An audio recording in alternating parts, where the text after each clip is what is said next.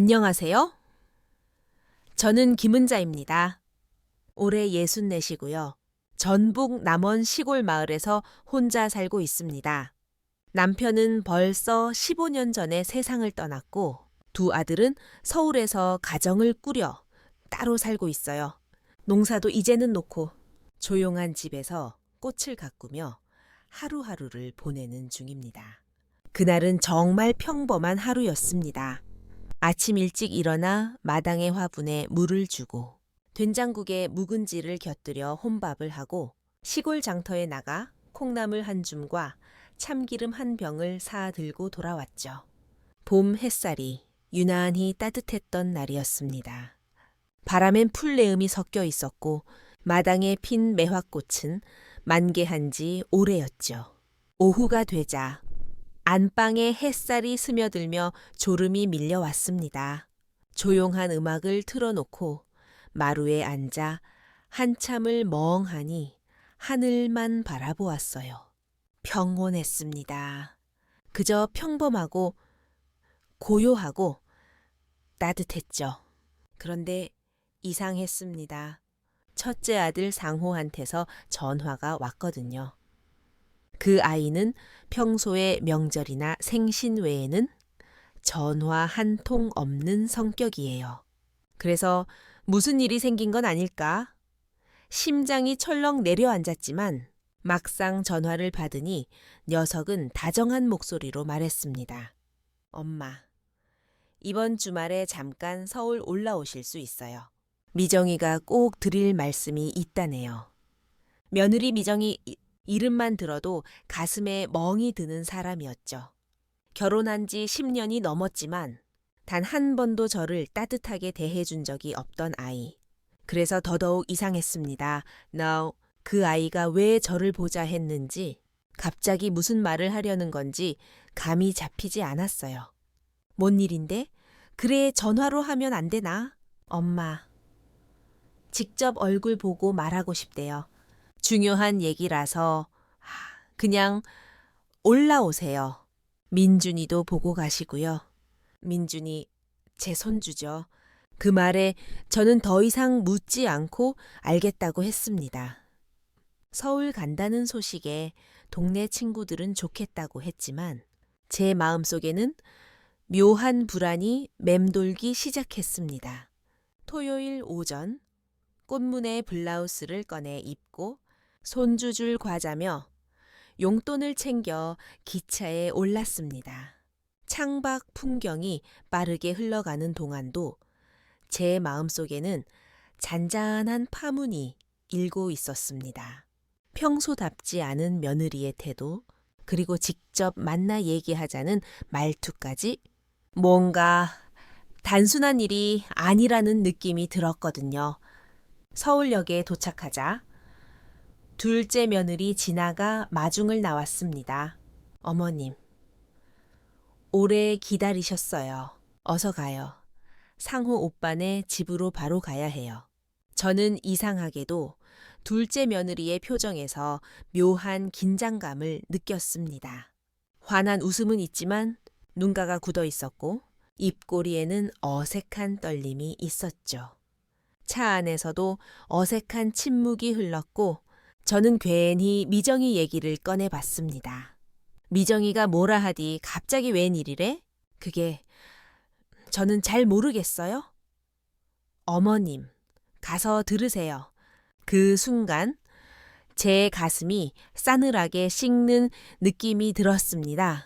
그리고 그 느낌은 아들 집 현관문 앞에 섰을 때 확신으로 바뀌었습니다. 문이 열리고 마주한 미정이의 얼굴은 환영도 미안함도 없는 차디찬 냉기가 서려 있었으니까요. 그날 모든 진실이 드러나기 시작했습니다. 현관문을 열고 들어선 순간 저는 얼어붙었습니다. 미정이는 제게 눈인사도 하지 않고 거실 소파에 앉은 채로 고개만 까딱했죠. 그 무표정한 얼굴에 보고 싶었다는 감정은 티끌만큼도 없었습니다. 왔어요. 어머님, 건조한 목소리, 차가운 눈빛, 그리고 고르지 않은 숨결, 뭔가를 감추는 사람의 얼굴은 단번에 느껴지는 법이죠. 저는 애써 미소를 지으며 손에 들고 온 과자 봉투를 내밀었습니다. 민준이 거야. 집 근처에서 유명하대서 사왔지. 하지만 미정이는 손도 안 대고 시선을 창밖으로 돌렸습니다. 그 순간 저는 알았습니다. 오늘 이 자리는 반가운 가족 상봉이 아니라 뭔가 결정을 내리기 위한, 그야말로 통보를 위한 자리라는 걸요. 상호는 방에서 나와 저를 보자마자 허둥지둥 다가왔습니다. 엄마, 피곤하실 텐데 앉으세요. 내가 차라도. 됐어. 무슨 일이야? 미정이가 할 얘기 있다며 제 말에 미정이는 갑자기 팔짱을 끼고는 말했습니다. 어머님, 저희 이제 각자 편하게 살았으면 좋겠어요. 그 말이 무슨 뜻인지 처음엔 이해가 가지 않았습니다. 그게 무슨 소리니? 저희 이사 가려고요. 강남 쪽으로요. 직장 문제도 있고 민준이 학군도 그렇고, 그리고 더 솔직히 말씀드리면 어머님이 자주 오시는 것도 저희에겐 좀 부담이에요. 순간 심장이 철렁 내려앉았습니다. 저는 겨우 1년에 2~3번 손주 생일이나 명절에 잠깐 얼굴 비추는 게 전부인데 그마저도 부담이었다니 숨이 턱 막혔습니다. 미정가? 내가 뭘 그렇게 잘못했니? 잘못하신 건 없어요. 그냥 어머님은 시골에서 편히 계시는 게 서로 편할 것 같다는 거예요. 저희 삶에 너무 개입하지 마시고요. 저는 말문이 막혔습니다. 눈물도 나오지 않았습니다. 그동안 전 제가 부족해서 며느리가 어렵게 대하는 줄만 알았어요. 그래서 더 조심하고 더 참고 더 웃으며 다가갔죠. 그런데 결국 돌아온 건 부담이라는 말 한마디였습니다. 그날 저녁 민준이 방에 혼자 있던 아이가 저를 보더니 달려와 안겼습니다. 할머니, 또 언제 와? 다음 주에 또 와. 그 말에 가슴이 덜컥 내려앉았습니다. 할머니는 다음 주엔 못 올 수도 있어. 왜 나 할머니 좋아하는데? 그 말에 저는 참았던 눈물을 삼키며 민준이를 꼭 껴안았습니다. 하지만 방 밖으로 나가자 미정이의 차가운 눈빛이 저를 꿰뚫듯 바라보고 있었죠. 그 순간 저는 깨달았습니다. 이 집에서 나는 손님도 아닌 불청객이라는 걸. 다음 날 아침 첫 차를 타고 내려오는 기차 안에서 저는 처음으로 그 아이가 저를 어떻게 대하고 있었는지를 되짚어 보기 시작했습니다. 돌아보면 처음부터 그랬습니다. 결혼 첫 해 생일에 보낸 카네이션 한 송이, 명절 음식 준비 때도 어머님은 앉아 계세요라는 말보다 저희 방식이 있으니까요. 라고 잘라 말하던 표정.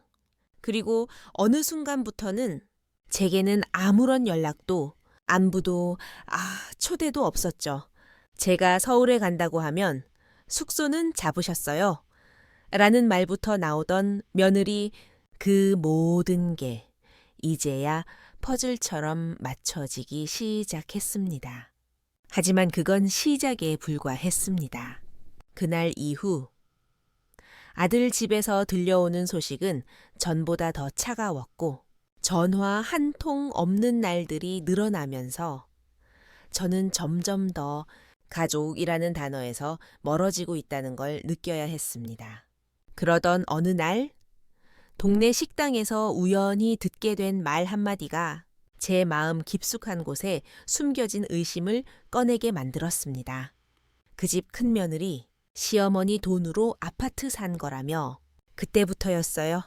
제 안에 있던 무언가가 북을 끓기 시작한 건 서울에서 내려온 이후 저는 한동안 말수가 줄었습니다. 마당에 핀 꽃들도 예쁘지 않았고 좋아하던 된장국 맛도 쓰기만 했습니다. 그 집에서 있었던 말들, 표정들, 냄새까지도 자꾸만 머릿속을 맴돌았어요. 편하게 살자던 미정이의 말, 부담이라는 단어, 그리고 손주, 민준이의 환한 얼굴과 그 뒤에 서 있던 싸늘한 시선, 며느리의 말투와 눈빛이 제 마음을 조금씩 갉아먹고 있었습니다. 처음엔 제가 예민해서 그렇다고 생각했어요. 하지만 시간이 갈수록 퍼즐처럼 조각들이 맞춰지기 시작했습니다. 결혼 첫 해 미정이는 시댁을 찾지 않았습니다. 직장에서 급한 일이 생겨서요. 그 말에 상호 혼자 내려왔고 저는 큰 상처를 꾹꾹 눌러 담으며 바쁜 사람은 바빠야지 괜찮다 말했었죠. 명절에도 늘 늦게 도착했고 아예 오지 않는 해도 있었어요. 대신 상호가 들고 온 음식 봉지엔 시장표 나물 몇 가지와 마트표 한 과가 전부였습니다. 정성이라는 두 글자는 한 번도 느껴본 적이 없었죠. 언젠가 서울로 올라가던 버스 안에서 우연히 들은 미정이의 통화, 내용도 떠올랐습니다. 어머님은 그냥 정 많은 시골 아줌마야. 눈치도 없고, 근데 돈은 있으시잖아. 남편 사망보험금도 있고, 땅도 좀 있고, 잘 모시긴 해야지. 그래야 나중에 안 손해보지? 그때는 제가 잘못 들은 줄 알았습니다. 설마 내 며느리가 내 아들 옆에 있는 사람이 그런 말을 했을까 싶어서요. 하지만 이제는 확실했습니다. 그 아이는 처음부터 저를 가족이 아니라 수단으로 생각했던 겁니다. 그렇게 생각하니 예전 기억들이 하나둘씩 떠올랐습니다. 아파트 계약할 때 상호는 제게 엄마 전세금이 조금 모자라요. 딱 3천만 원만 도와주세요. 그때 저는 아무 조건도 없이 통장에서 돈을 꺼내 주었습니다. 그 후 아들 부부는 새 아파트로 이사했고 집들이 초대도 없었습니다. 어머님은 불편하실 거예요. 계단도 많고 나중에 사진 보내드릴게요. 그 말 한마디에 저는 웃으며 말했죠. 그래, 니들 편하면 됐다. 엄마는 괜찮아. 하지만 그 집 사진은 아직도 오지 않았습니다. 사진은커녕 그 뒤로 생일에도 명절에도 연락은 더 뜸해졌고 저는 점점 기억에서 지워지는 존재가 되어 갔습니다. 그런데 얼마 전 동네 통장을 보러 갔을 때 동사무소 직원이 무심히 말했습니다. 어르신, 요즘은 자녀가 위임받아서 부모님 명의 땅이나 집도 많이 관리하더라고요. 어르신도 혹시 등기 확인은 하셨어요. 순간 등골이 서늘해졌습니다. 제 이름으로 된 건데 굳이 확인할 게 있나요? 그 직원은 말없이 고개를 끄덕였지만 제 마음속엔 파문이 일었습니다. 집으로 돌아와 서랍을 열고 서류 뭉치를 꺼내봤습니다. 그 안에는 작년 겨울 상호가 잠깐 다녀가면서 서류 하나만 도장 찍어주세요라며 건넸던 봉투도 있었죠. 그때는 자세히 보지 않고 그냥 찍어줬습니다. 아, 보험 관련 문서라며 웃던 아들의 얼굴이 왜 그렇게 낯설게 느껴졌는지 이제야 알겠습니다. 그날 밤 전등도 끄지 못한 채 서류들을 다시 펼쳐보며 한 장 한 장 살펴봤습니다. 그리고 거기엔 분명히 적혀 있었습니다. 소유권 이전 동의서, 위임장, 부동산 처분 권한 위임. 손이 떨리고 입술이 바짝 마르기 시작했습니다. 그 문서 위엔 분명 제 도장이 찍혀 있었습니다. 그 순간 저는 무너졌습니다. 나는 지금까지 도대체 뭘 믿고 살았던 걸까? 피를 나눈 아들, 가족이라 믿었던 사람들, 정을 나눈다고 애써 웃으며 다가갔던 며느리까지 모든 게 무너져 내리는 소리가 들리는 듯 했습니다. 그리고 그 속에서 오래전 아버지께서 하셨던 말씀이 떠올랐습니다. 사람은 너무 가까이서 보면 보이지 않는 게 있어. 멀어질 때 보이는 진심이 있는 법이야. 그리고 저는 확신했습니다. 이젠 나도 멀어질 때가 된 것 같다고. 서류 위에 도장을 본 이후로 저는 잠을 제대로 잘 수가 없었습니다.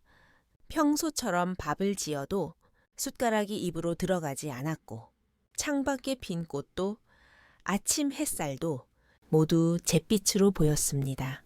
그동안 가족이라는 이름으로 애써 외면했던 사실들, 그 모든 게 이제는 너무 또렷하게, 너무 선명하게 떠올랐습니다.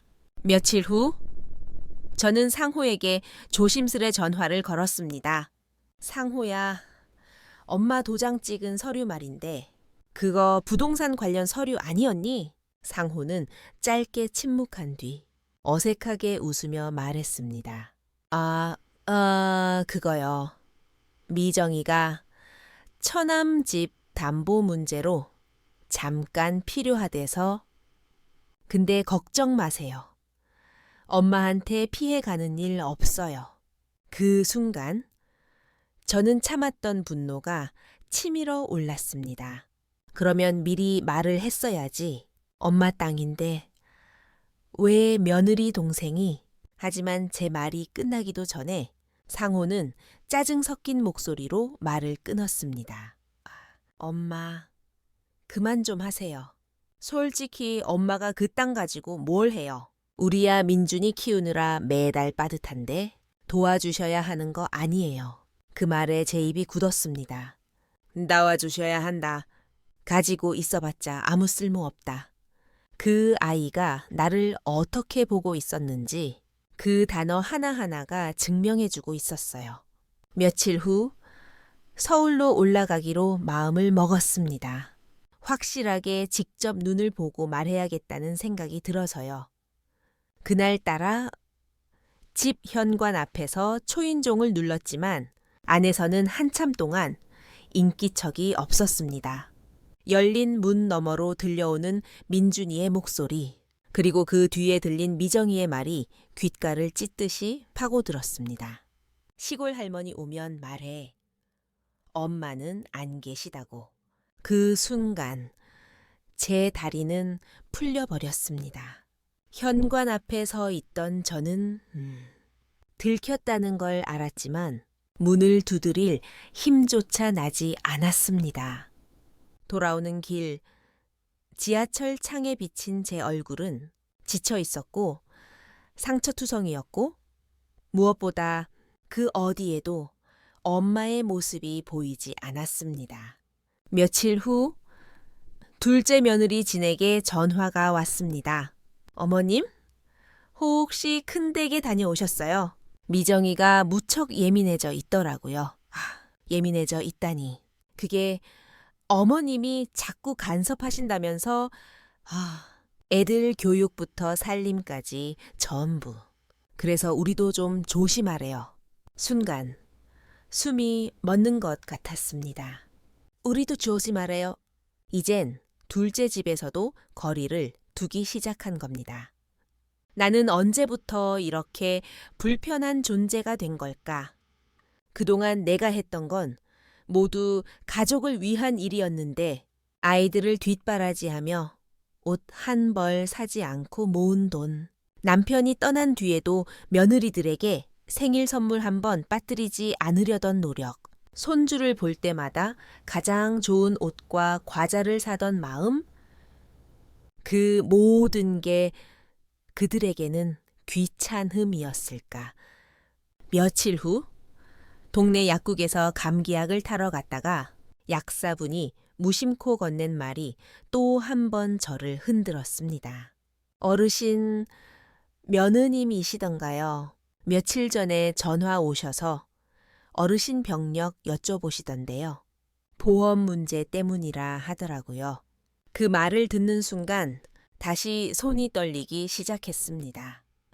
도대체 이 사람들은 나를 무슨 존재로 보는 걸까? 가족이라는 이름 아래 나는 모든 걸 내어줬습니다.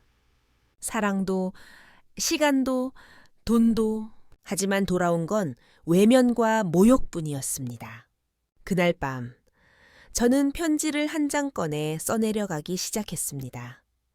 받는 이는 미정이 하지만 그 편지는 전하지 못했습니다. 편지 마지막 문장을 적고 저는 결국 울음을 터뜨리고 말았습니다. 가족이 아니면 대체 나는 누구였을까? 며느리에게 전하지 못한 편지를 서랍에 넣은 그날 밤, 저는 문득 아버지의 오래된 철제 금고가 떠올랐습니다.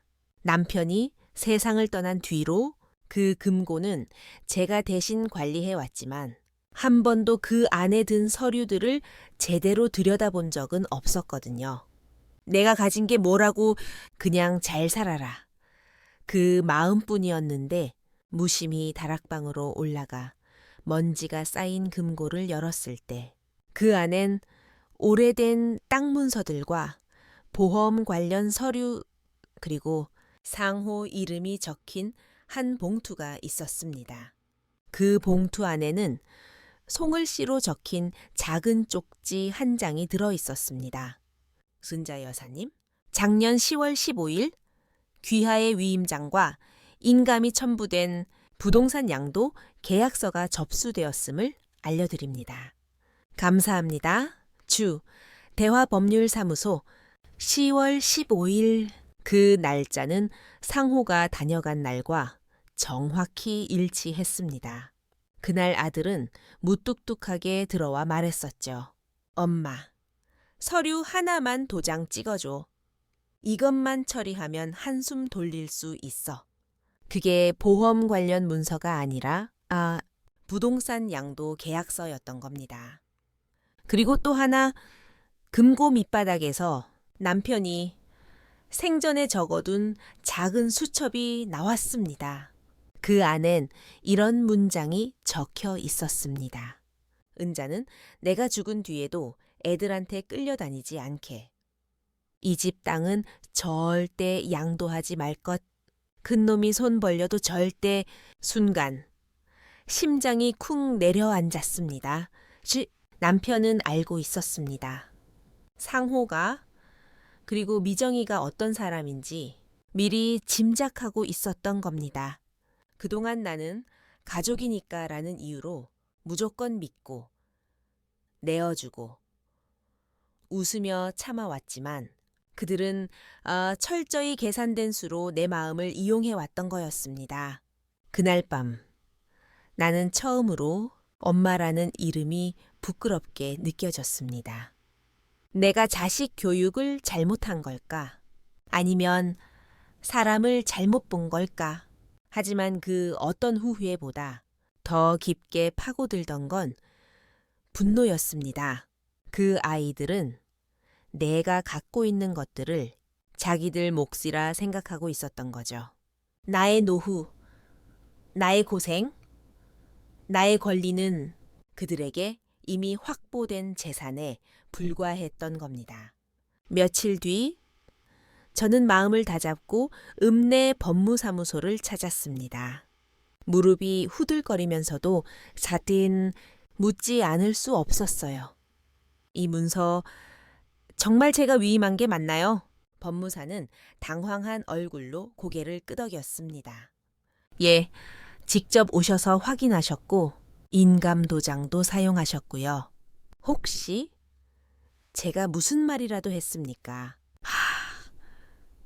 기억이 정확하진 않지만 아드님이 급하다고 하셔서 빠르게 진행해달라고 하셨던 걸로 순간 눈앞이 아득해졌습니다. 나는 정말 아무것도 모르고 당했던 겁니다. 사랑이란 이름으로, 모성애란 이유로 그들에게 모든 걸 내어준 호구였던 겁니다. 집으로 돌아오는 길, 저는 버스 안에서 창밖을 보며 머릿속에 떠오르는 수많은 질문을 스스로에게 던졌습니다. 이제라도 나 자신을 지킬 수 있을까? 이대로 무너질 수는 없지 않은가? 그때였습니다. 휴대폰에 알림 하나가 떴습니다. 부동산 이전 등기 완료 아파트 상호 미정명예. 그날 제 안에서 뭔가가 바뀌었습니다. 한때는 가족을 지켜야 한다는 믿음이었지만 이젠 나를 되찾아야 한다는 다짐이었습니다. 그리고 그 순간 저는 결심했습니다. 이 모든 진실을 반드시 세상에 드러내겠다고. 그날 밤 나는 처음으로 인터넷 검색이라는 걸 해봤습니다. 위임장 사기, 가족 재산 강탈, 시어머니 재산 빼앗긴 사례. 검색창에 떨리는 손으로 단어를 입력할 때마다 화면에는 수많은 이야기들이 쏟아졌습니다.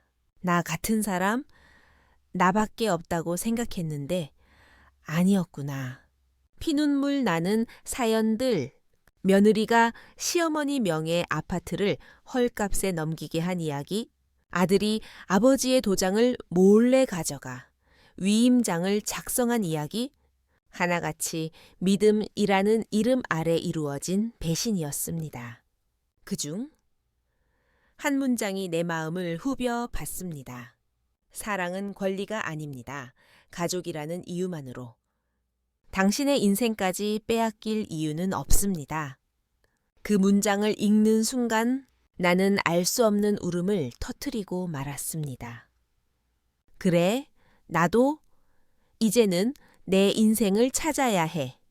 그리고 그날 밤 나는 가장 먼저 핸드폰을 꺼내 들었습니다.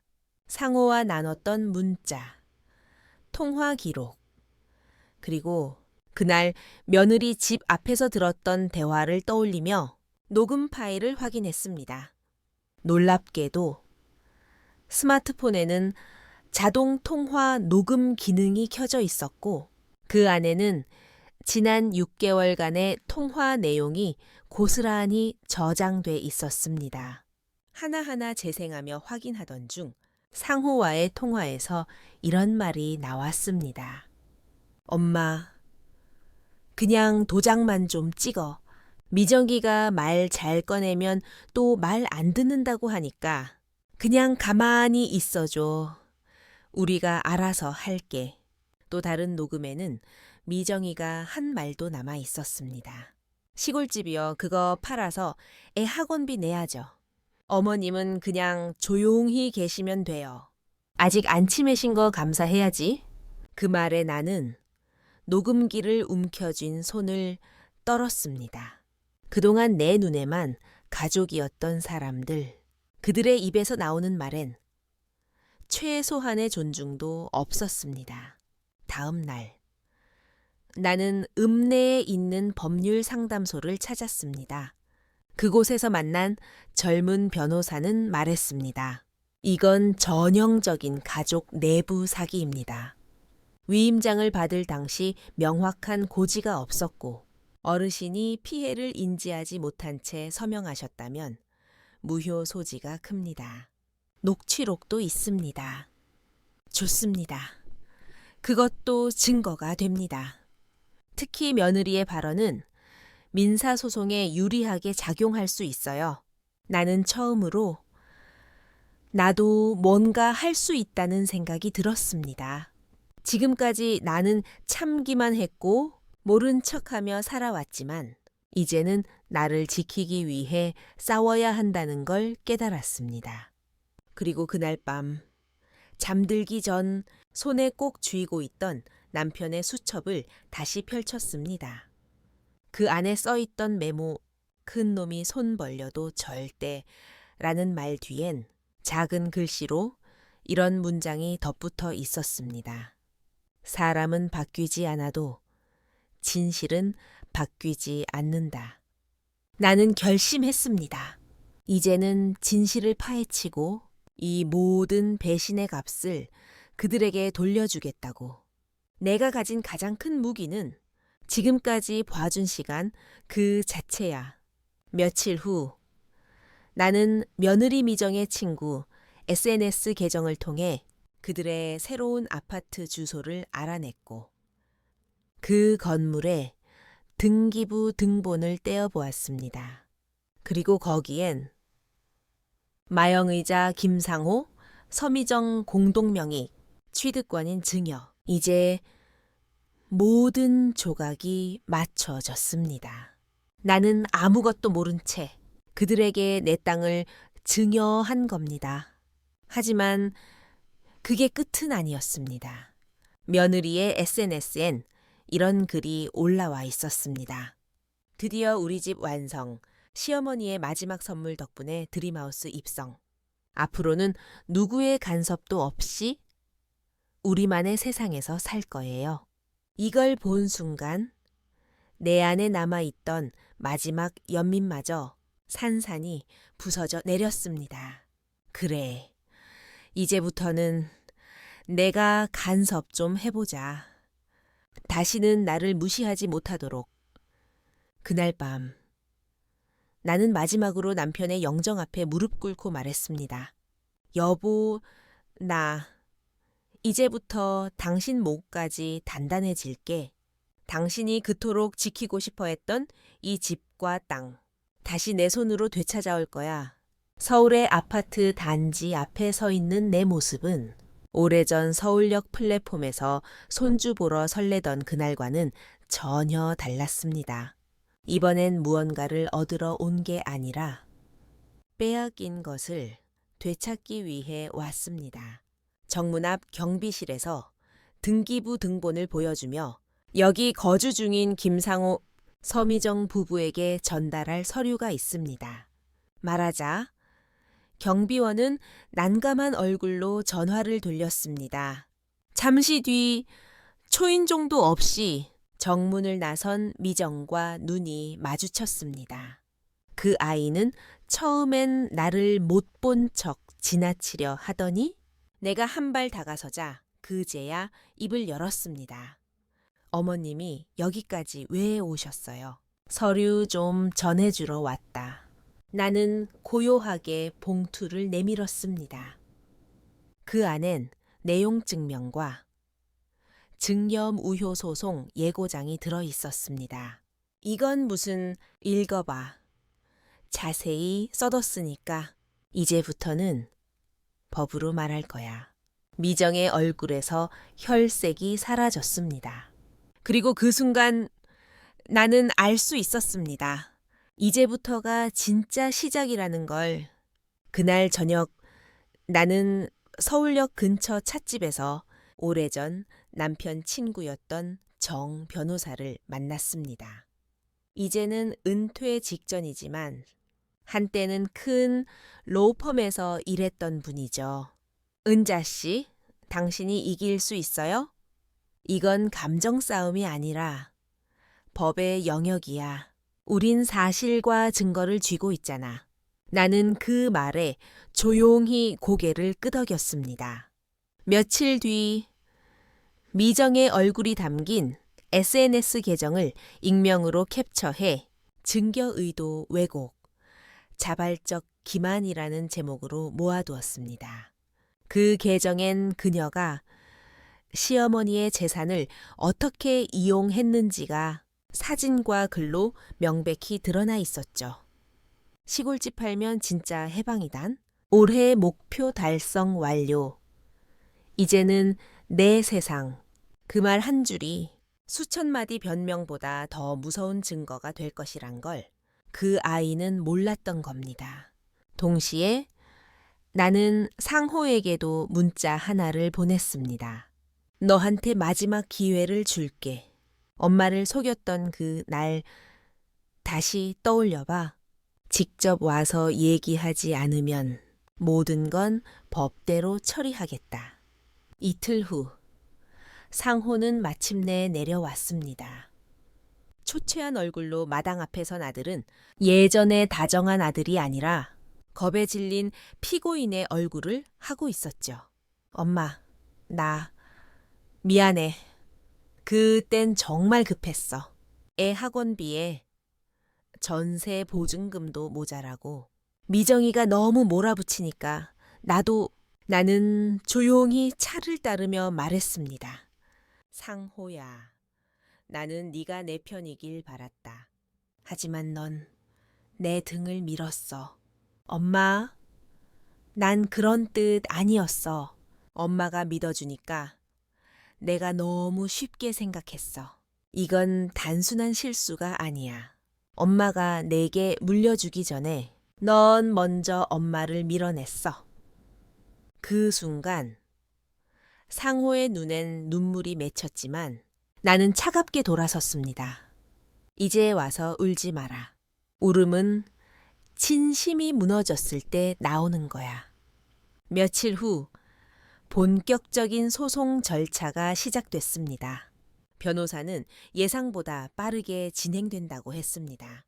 SNS, 통화 녹취, 위임장 서류의 비정상적 진행 과정, 그리고 나의 인지 부족 상태에 대한 진술까지 모든 것이 의도된 강탈이라는 점을 증명해주고 있었죠. 나는 매일 새벽이면 남편의 사진 앞에 앉아 다짐하듯 말했습니다. 여보, 조금만 기다려줘. 당신이 지키고 싶었던 이 집, 우리 땅, 우리 이름 반드시 되찾을게. 그리고 내가 그렇게 애써 지켜줬던 며느리. 그 아이는 이제 모든 세상이 자신을 향해 등을 돌리기 시작했다는 걸 모르고 있었습니다. 첫 공판이 열린 날, 법원 앞에선 나는 긴장하지 않았습니다. 오히려 마음이 이상할 만큼 고요했습니다. 이 날을 기다려온 시간이 너무 길었기 때문이겠죠. 미정은 다소곳하게 앉아 있었지만 그 얼굴엔 평소의 당당함도 여유도 없었습니다. 입술을 꽉 다물고 무언가를 억누르는 눈빛이었죠. 판사가 차분히 입을 열었습니다. 이 사건은 증여무효 소송이며 원고는 김은자 씨, 피고는 김상호, 서미정 부부입니다. 우선 원고 측에서 주장하는 사실관계를 설명해 주시죠. 나의 변호사가 준비한 녹음 파일이 틀어졌습니다. 스피커에서 울려 퍼지는 미정의 목소리. 어머님은 그냥 정 많은 시골 아줌마야. 눈치도 없고 근데 돈은 있으시잖아. 잘 모셔야지. 안 그러면 나중에 손해보잖아. 법정안이 잠시 정적에 휩싸였습니다. 그 순간 미정의 얼굴이 하얗게 질렸고 상호는 고개를 푹 숙였습니다. 변호사는 이어 말했습니다. 이 음성은 자동 통화 녹음 기능을 통해 확보된 자료이며 피고가 원고를 기만하고 의도적으로 재산을 편취한 정황을 드러냅니다. 또한 원고는 위임의 의미조차 제대로 전달받지 못한 채 신뢰만으로 도장을 찍은 것입니다. 다음 증거로 SNS에 올라온 미정의 게시글이 제출됐습니다. 시어머니의 마지막 선물 덕분에 드림하우스 입성. 앞으로는 누구의 간섭도 없이 우리만의 세상에서 살 거예요. 판사는 한숨을 쉬며 피고 측에 질문했습니다. 피고 서미정 씨, 이 글은 본인이 작성한 것이 맞습니까? 네, 맞습니다. 시어머니의 마지막 선물이라고 하셨죠. 그 선물은 본인의 요청과 기만으로 얻은 것이 아닌가요? 미정은 말 없이 입술을 깨물었습니다. 그리고 결국 법정 안에서 그동안 한 번도 보지 못했던 장면이 펼쳐졌습니다. 상호가 자리에서 일어나 판세게 허리를 숙이며 말했습니다. 죄송합니다. 모든 게 제 불찰입니다.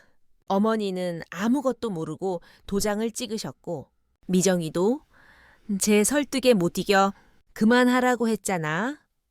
왜 지금 와서 미정이 소리쳤습니다. 지금 와서 다 떠넘기면 뭐가 달라져. 그 순간 나는 고개를 돌려 창밖을 바라봤습니다. 잿빛 하늘 사이로 햇살 한 줄기가 쏟아져 들어오는 걸 보며 마음속으로 이렇게 말했죠. 이제 시작이야. 너희가 깎아내린 내 시간. 다시 돌려받는 시간? 며칠 후 미정이 다니던 동네 학부모 모임 SNS에는 익명으로 캡처된 게시물과 기사 링크가 공유되었습니다. 시어머니 재산 편취로 소송 중인 며느리, 지역 커뮤니티 모임서 외면받아.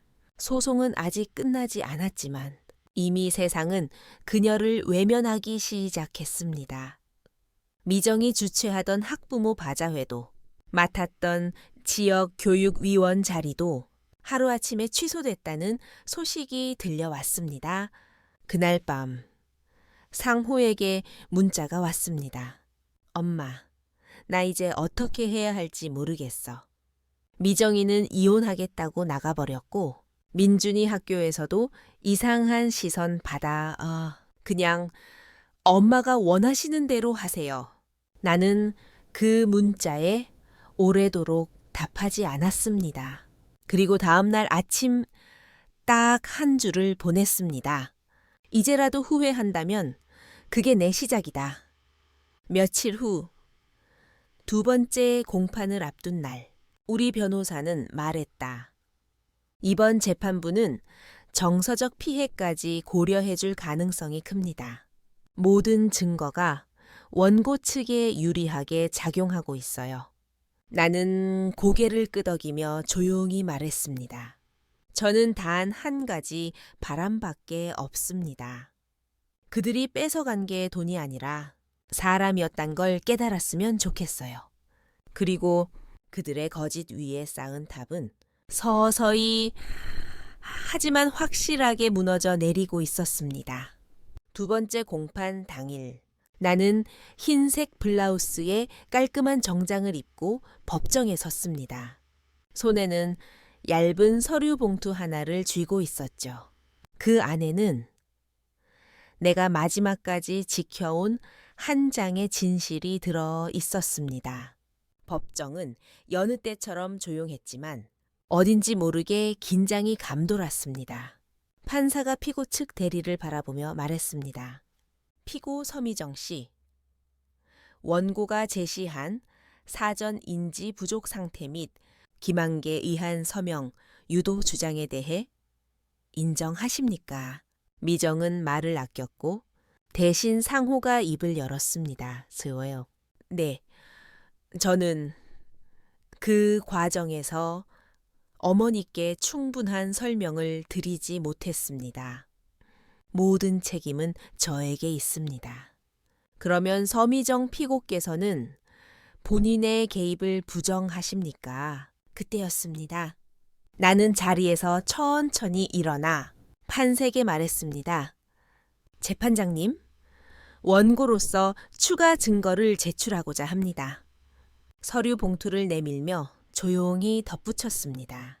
이 안에는 제 며느리가 제게 보낸 우편물과 그 안에 포함된 메모 그리고 친필 서명이 담겨 있습니다. 그 메모의 내용은 이랬습니다. 어머님, 죄송해요. 어차피 상호가 원하던 거였고 전 그냥 옆에서 도운 것뿐이에요. 하지만 이 모든 게 문제가 될 줄은 몰랐어요. 부디 조용히 끝내주셨으면 해요. 우리 민준이 생각해서라도 미정드림, 법정 아니 술렁이었습니다. 그 메모는 죄의식이 아닌 은폐 요청 그 자체였으니까요. 판사는 고개를 들어 미정을 바라보며 물었습니다. 이 메모 본인의 필적이 맞습니까? 미정은 마침내 고개를 숙인 채 대답했습니다. 맞습니다. 그 순간 나는 의자에 천천히 앉으며 긴 한숨을 내쉬었습니다. 예. 그동안 나는 왜 이토록 길고 고된 싸움을 했을까요? 돈 때문도 명예 때문도 아니었습니다. 난 하나, 누군가의 진심을 확인하고 싶었을 뿐이었습니다. 하지만 그들의 진심은 마치 낡은 가면처럼 하나씩 벗겨지고 있었고 그 안엔 탐욕과 무책임만 가득했습니다. 법정 방청석에 앉은 이웃들, 서울에서 내려온 내 조카와 친구들 모두 숨죽여 그 장면을 지켜보고 있었습니다. 또 상호는 그 자리에 주저앉아 손으로 얼굴을 감췄고 미정은 고개를 푹 숙인 채 울음을 삼켰습니다. 판사는 조용히 말을 이었습니다. 본 재판부는 원고의 주장을 신빙성 있게 받아들입니다. 증여 계약은 피고의 기망에 의해 이루어진 것으로 판단되며 원고는 이에 대한 법적 회복을 받을 자격이 충분하다고 판단됩니다. 그 말이 떨어지자 나는 두 손을 무릎 위에 올린 채 감정 없이 단단한 표정으로 눈을 감았습니다. 이제야 남편 앞에 당당히 설 수 있겠구나. 법원 문을 나설 때 취재를 하러 온 지역 기자가 다가와 짧게 물었습니다. 어르신 이번 판결에 대해 한 말씀만 해주신다면요. 나는 정면을 바라보며 단호히 말했습니다. 가족이니까 다 줘야 한다고요? 아닙니다.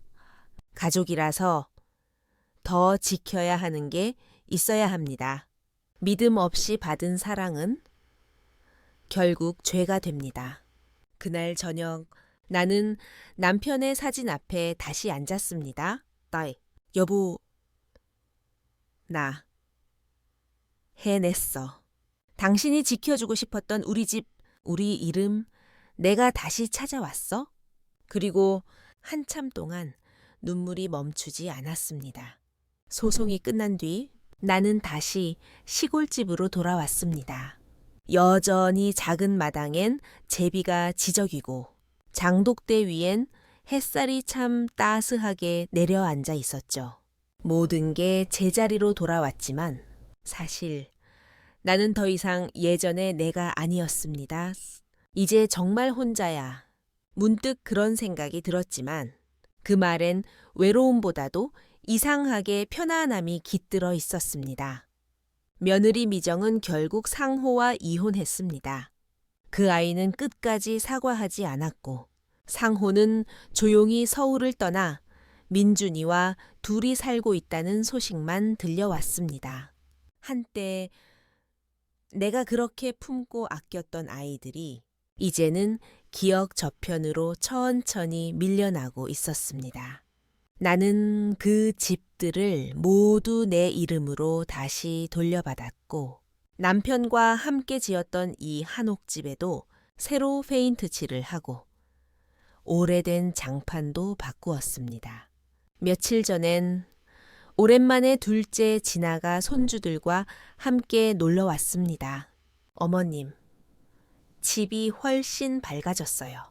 그동안 마음고생 많으셨죠? 나는 말없이 고개를 끄덕였고 진아는 내 손을 꼭 잡아주었습니다. 저희도 너무 늦게 알아서 죄송해요. 앞으론 자주 올게요. 아이들도 여기 오는 거 좋아해요. 그 말에 나는 눈물이 핑 돌았습니다. 그래, 나는 아직 가족을 버린 게 아니었습니다. 다만 나를 버린 사람들에겐 더 이상 내 마음을 주지 않을 뿐. 요즘 나는 마을회관에서 송을 씨 수업도 듣고 읍내 도서관에 자원봉사도 나가고 있습니다. 새벽이면 혼자 차를 마시며 책을 읽고 밤이면 남편과의 추억이 담긴 사진들을 한 장씩 꺼내봅니다. 그 속에 있는 젊은 시절의 나는 마냥 아이들을 위해 사는 엄마였고 남편을 기다리는 아내였으며 언제나 저 조용히 웃는 은자였습니다. 하지만 지금의 나는 세상을 안고 상처를 마주하고 다시 일어난 나입니다. 어느 날 마당을 정리하다가 낡은 편지함에서 한 통의 편지를 발견했습니다. 상호가 보낸 것이었죠. 엄마, 이제야 알겠어요. 엄마가 왜 그렇게까지 싸우셨는지. 엄마가 아니었다면 저는 평생 죄인도 아닌 채 잘못된 길을 걸었을 거예요. 그 편지를 읽고 나는 한참 동안 가만히 앉아 있었습니다. 용서란 누군가를 위해 하는 게 아니라 내 마음을 위한 거라는 말이 문득 떠올랐습니다. 나는 그 아이들을 용서하진 않았지만 더 이상 미워하지도 않기로 했습니다. 그건 내 삶을 위한 선택이니까요. 이제 나는 매일 하루를 다르게 살아갑니다. 남의 눈치를 보지 않고 엄마나 며느리라는 이름보다 그저 나라는 이름으로 말이죠. 가끔 이웃 아주머니들과 된장 담그고 밤엔 마을 방송에서 아나운서 흉내도 내고 아이처럼 웃을 수 있게 된 지금 나는 말할 수 있습니다. 지금이 내 인생의 진짜 봄이다. 여러분, 혹시 여러분도 저처럼 무언가를 다 내어주고도 사랑받지 못했다면 그 사랑이 잘못된 게 아닙니다. 문제는 그 사랑을 받아야 할 자격이 없는 사람이었던 거죠. 그러니 부디 여러분 자신을 먼저 안아주세요. 사랑받아야 할 사람은 여러분 자신이라는 걸 이제는 꼭 기억하시길 바랍니다. 여러분이라면 저처럼 가족에게 배신당했다면 어떻게 하시겠습니까? 진짜 가족이란 무엇이라 생각하시나요? 여러분의 소중한 생각을 댓글로 들려주세요. 함께 이야기 나눠요.